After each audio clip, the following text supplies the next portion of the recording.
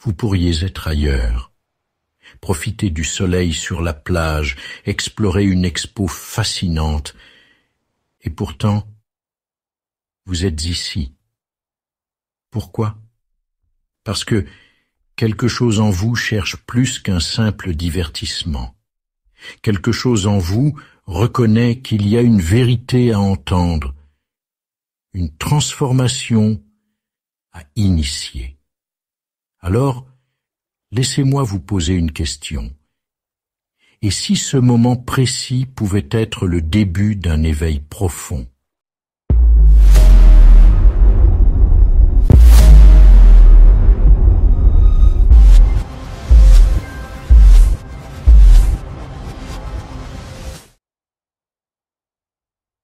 Il doit y avoir quelque chose d'extraordinairement important dans ce qu'il a à dire pour vous garder ici.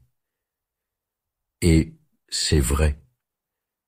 Mais bien sûr, il doit y avoir quelque chose en vous qui reconnaît qu'il y a quelque chose d'extraordinairement important, non pas dans la personne qui parle, mais finalement en vous, afin qu'une reconnaissance soit là, en vous. Et cela n'a rien à voir avec la quantité de connaissances que vous avez, la connaissance spirituelle, l'éducation accumulée, les doctorats ou les diplômes. Rien à voir avec ce genre de faculté mentale. Il y a une autre faculté chez les humains qui, chez la plupart d'entre eux sur la planète, est encore dormante.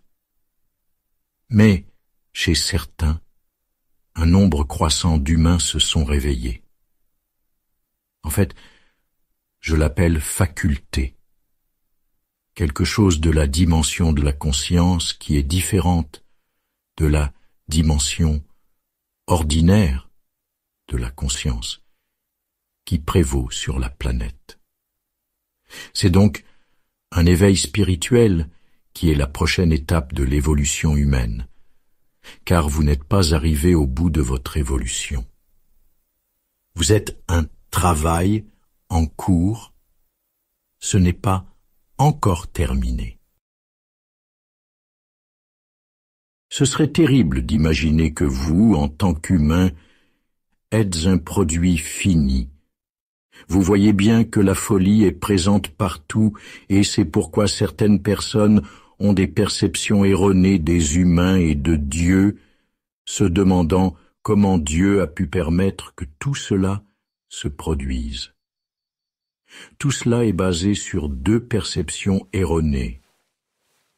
Pensez que vous êtes un produit fini créé par Dieu il y a longtemps et que Dieu est une figure patriarcale qui contrôle les choses d'en haut ou a complètement perdu tout intérêt et est peut-être parti ailleurs, réalisant qu'il n'avait pas fait du bon travail.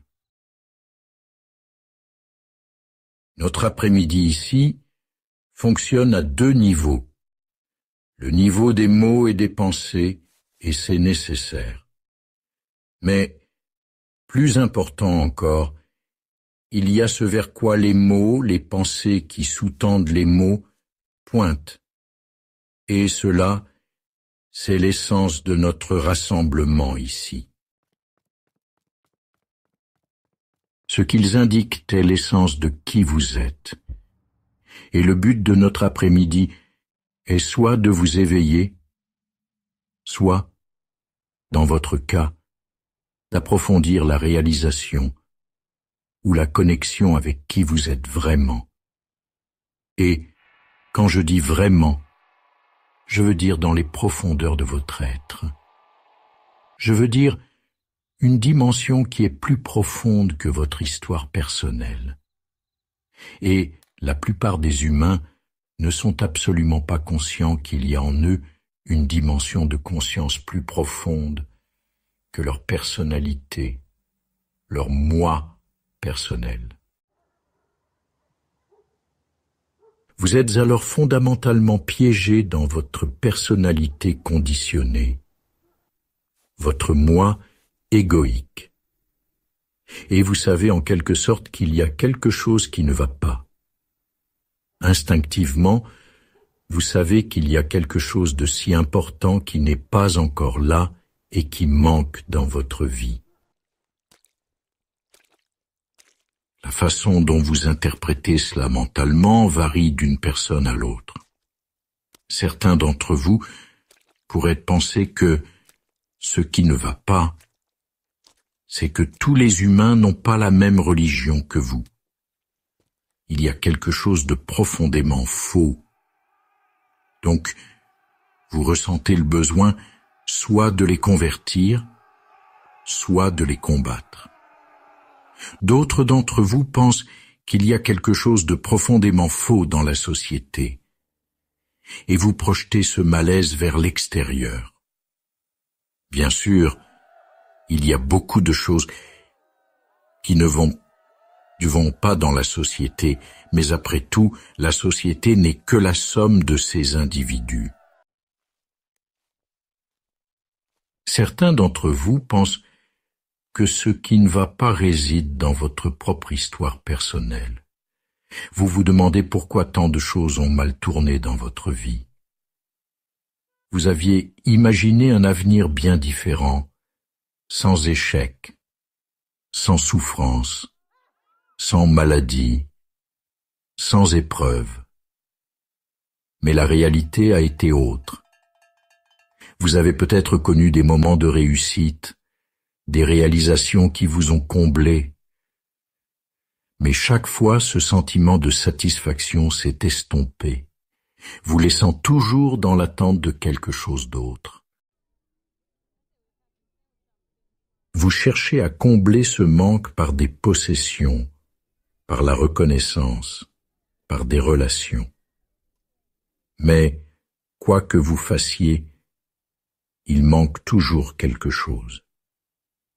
Certains d'entre vous projettent cette insatisfaction sur les autres, leur attribuant la responsabilité de votre mal-être. Vous blâmez peut-être des groupes entiers de personnes pour votre malheur. C'est une chose très courante de nos jours, et paradoxalement, cela procure une satisfaction temporaire à l'ego. Pourquoi? Parce que l'ego adore se voir comme une victime. Cela lui donne une identité. Se voir comme victime, que ce soit à titre personnel ou collectif, peut vous donner un certain sentiment d'existence, bien qu'il soit illusoire. Vous vous plaignez des autres, et cela vous procure un soulagement éphémère, bien que cela ne vous libère jamais réellement. Mais l'ego ne se limite pas à l'identité de victime. Il peut aussi s'exprimer par un sentiment de supériorité. Vous pouvez vous voir comme vainqueur, comme quelqu'un qui a réussi là où les autres ont échoué.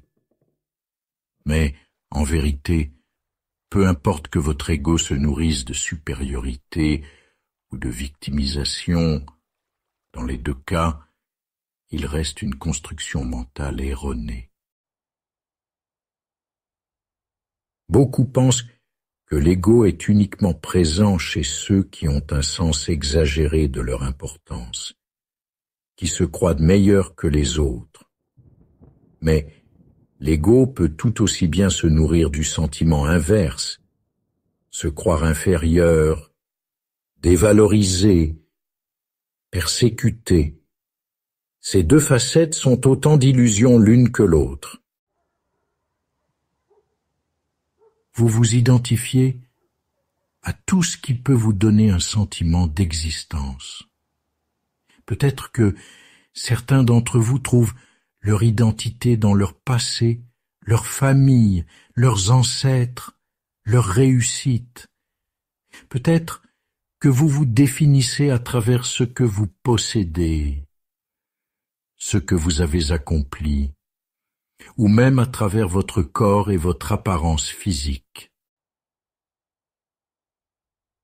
Mais que se passe-t-il lorsque ces éléments changent? Que se passe-t-il lorsque ce à quoi vous vous identifiez disparaît, la beauté physique se fane, les possessions matérielles peuvent être perdues, votre statut social peut être remis en question. Et lorsque cela arrive, l'ego se retrouve désorienté, perdu. Regardez comment vous vous comparez constamment aux autres. Vous voyez quelqu'un qui a plus de succès et votre ego se sent diminué. Alors, il essaie de compenser en trouvant des raisons pour lesquelles cette personne ne mérite pas réellement son succès. Peut-être, vous dites-vous, oui, mais il a eu de la chance, ou bien, il doit sûrement être superficiel. Ce sont toutes des stratégies de l'ego pour protéger son identité illusoire. À l'inverse, vous pouvez vous sentir supérieur en raison de votre simplicité de vie, de votre détachement des biens matériels. Peut-être vous dites-vous, moi, je ne suis pas attaché à tout cela, je suis au-dessus de ces choses. Mais c'est encore l'ego qui trouve une autre manière de se valoriser. Beaucoup d'entre vous portent en eux une identité souffrante, une personnalité marquée par la plainte, l'insatisfaction, le manque. Mais personne ne vous a jamais dit que ce n'est pas ce que vous êtes réellement. Ce ne sont que des croyances conditionnées qui vous emprisonnent. Alors, qui êtes-vous réellement? C'est la question la plus fondamentale de votre existence. Dans notre culture, on vous a appris que cette question n'a pas de sens. On vous a dit que vous êtes votre passé, votre histoire, votre personnalité. Mais ce n'est qu'une construction mentale. Si vous êtes ici aujourd'hui, c'est que quelque chose en vous s'est déjà éveillé. C'est ce quelque chose qui vous a amené à cette prise de conscience. Il y a en vous une dimension plus profonde que votre personnalité, une présence, une conscience qui ne dépend ni de votre passé, ni de vos pensées, ni de vos émotions. Et ce que je vous invite à faire aujourd'hui, c'est d'aller au-delà de votre identité construite, d'observer la manière dont l'ego fonctionne en vous et de réaliser que vous n'êtes pas votre mental. L'éveil spirituel commence au moment où vous prenez conscience de cette vérité. C'est la clé de la paix intérieure.